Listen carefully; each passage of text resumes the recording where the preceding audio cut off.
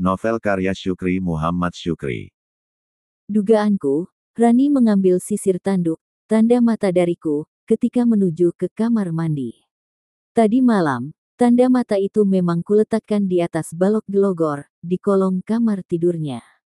Sepertinya dia khawatir jika tanda mata itu ditemukan oleh ibunya. Hatiku makin berbunga-bunga, ingin secepatnya memetik kuntum mawar merah dari istana ini. Saat mencermatani Lo, kita ke lokasi perahu, terang Pun Raman memecah kesunyian. Iya, Pun, jawab Adi. Kira-kira bisa siap sehari Pun? Tanya Adi. Bisa. Kenapa buru-buru? Tanya Pun Raman. Bahan-bahan praktek mengajar belum siap, Pun, jelas Adi. Dikerjakan oleh 3 orang, bisa siap lebih cepat, jawab Pun Raman optimis. Perahu dan kapal kayu bermesin, sudah lama menjadi alat transportasi penduduk yang bermukim di pinggir Danau Laut Tawar. Pelayaran dengan kapal kayu bermesin, keberangkatannya terjadwal. Sedangkan perahu, dapat digunakan kapan saja, sesuai kebutuhan. Perahu semacam alat angkut berfungsi sosial, sering dipinjam untuk berbagai kepentingan. Seperti mengantar pengantin dan hasil bumi ke kampung-kampung di pinggir Danau Laut Tawar. Umumnya, perahu dimanfaatkan pemiliknya untuk prasarana menangkap ikan. Adi dan keluarganya, termasuk kolektor perahu. Oleh karena itu, mereka dipandang sebagai keluarga mampu. Selain memiliki tanah sawah dan kebun, mereka sudah mengoleksi 2 unit perahu. Sebentar lagi, 1 perahu terbaru akan menambah koleksinya. 2 koleksi perahu keluarga Adi memiliki fungsi berbeda. Perahu pertama yang mengantarku mijik ke Tanjung Pedemon, panjangnya tidak lebih dari 3 meter.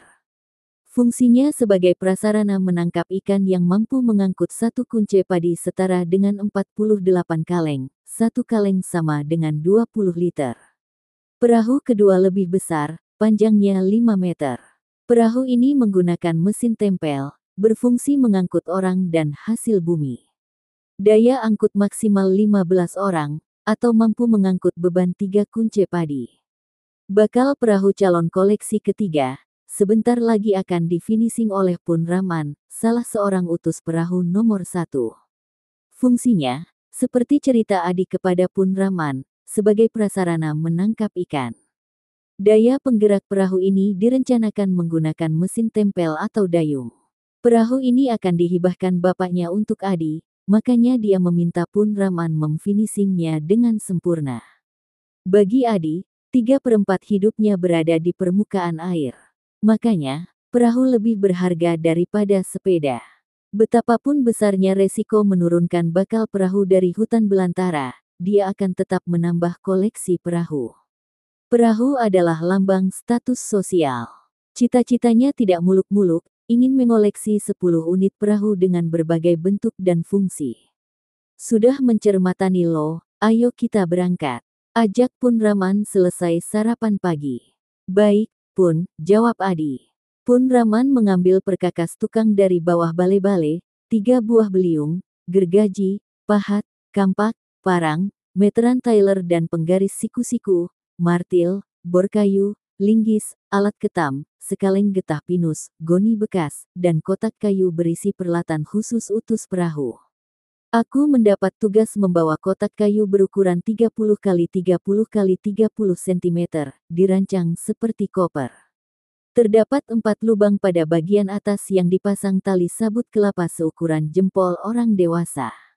Sepasang tali itu sebagai pegangan, sekaligus sebagai kunci. Cara kerjanya, ketika kotak kayu diangkat, pintu kotak ditarik oleh tali dari dalam, sehingga menutup dengan sendirinya. Hatiku gembira karena dapat tugas ringan, membawa 1 kotak kayu kecil. Sedangkan Adi harus memanggul 1 goni peralatan besi, seperti beliung sampai gergaji. Sementara Pun Raman, membawa goni, sekaleng getah pinus, dan secerek kopi serta singkong rebus.